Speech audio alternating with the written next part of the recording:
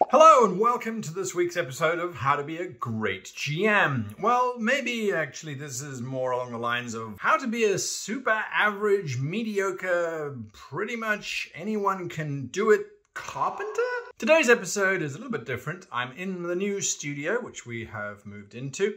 I am still recovering. For those of you that know, I had an accident and cracked some ribs and some things, so I might be a bit slow, might be a bit breathy, but I'm here. And today we are going to be making a gaming table for super cheap. Now, I have seen so many videos that have been released by amazing folks on how they make their amazing gaming tables. And it requires a phenomenal amount of carpentry skills, a great understanding of power tools and an amazing collection of power tools, as well as some rather lucky finds and the things like that. My gaming tables are not like that at all. Mine are made on the cheap, they're designed to be comfortable, to be useful, and most importantly of all, to be the right size. Because I find that traditional tables that you might buy from IKEA or from Amazon, they're okay, but they're not very big, or at least they're not big enough. How do we do it?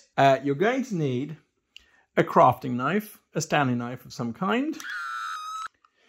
You're going to need a tape measure. You don't have to use a tape measure, as a matter of fact. A hammer. You are going to need these little things if you want to be super creative. We're going to talk about these more in a little bit, sometimes called panel pins.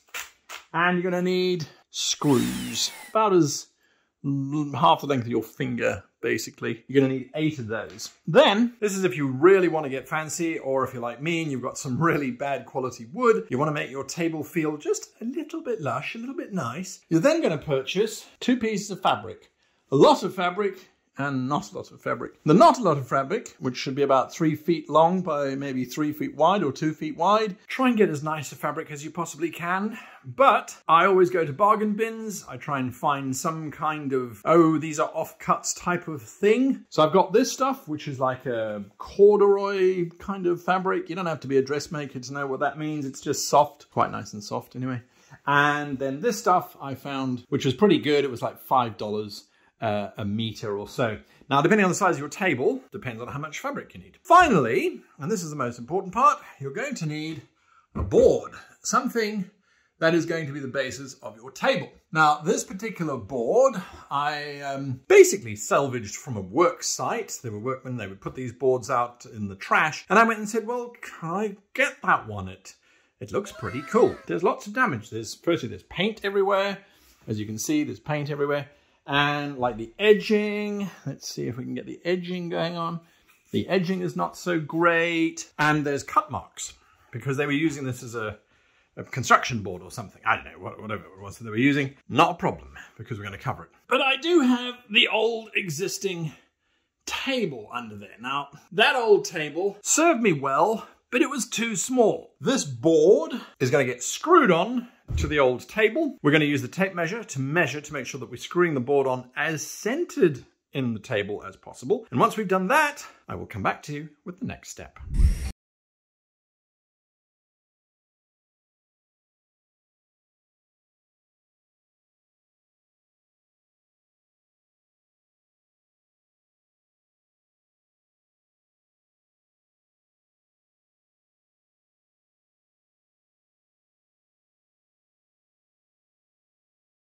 Okay, so now I have bolted or screwed the tabletop firmly onto the original table. Now that original table I think I picked up for like maybe 20 bucks. 3 or 4 years ago when I first moved into my apartment. It served me well. Now it has made an even bigger gaming table. Now that it's nice and secure, it means that I can move the whole thing, and it moves the whole table with you, which is what you want. Bear in mind that this table that I am building is a good sized table.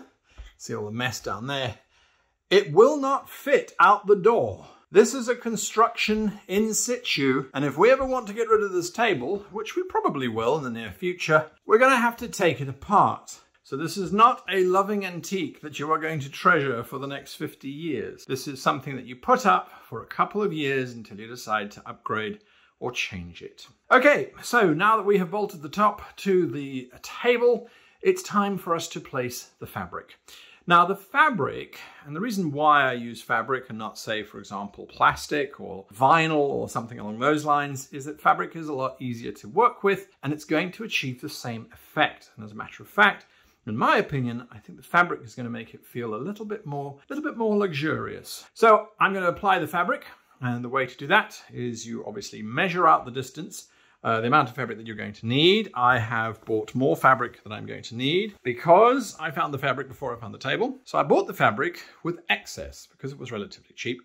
Now I'm going to lay the fabric out onto the table. Once I've finished measuring it up, we are then going to use those little panel pins around the edge of the table. Any excess fabric, cut away, and we're going to fold the fabric underneath the table as well to make it nice and neat, and we'll cover that in a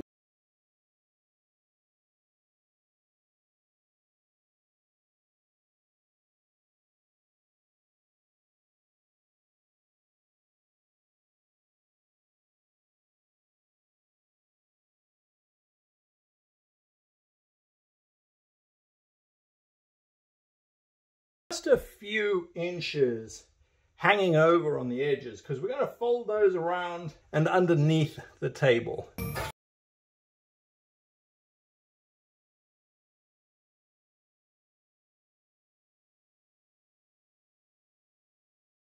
These are the individual little panel pins. Hello there. Not very exciting little things, admittedly. Maybe half an inch, give or take, roughly. So I have purchased 50 of them. Secondary fabric, I've got another 50. But it might not need 50, it might need only 25. So we'll see. I think these ran for like $4 for a bag, if that. Anyway, you have to hit them in absolutely straight because they will bend. And the little join right at the top is not very secure. So delicacy here, take your time and just work your way around the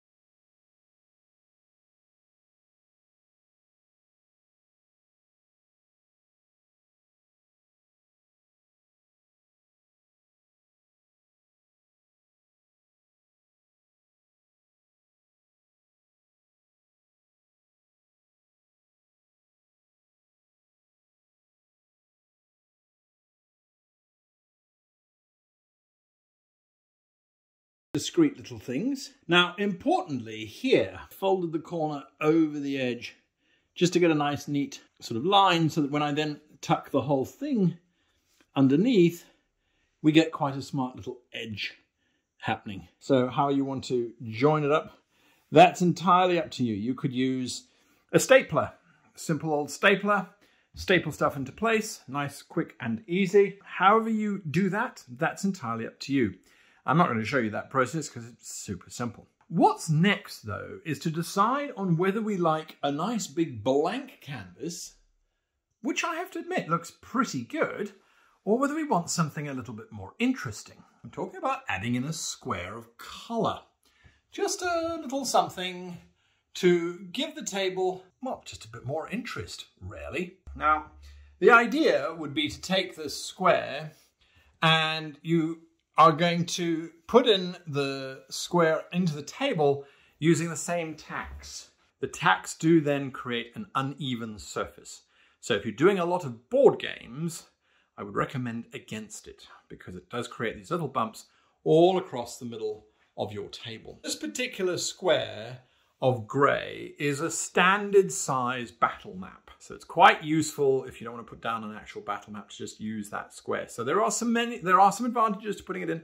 There are some disadvantages to putting it in. I'm not going to put it in because as I was filming this video, I realized those little bumps that I had last time were just too much.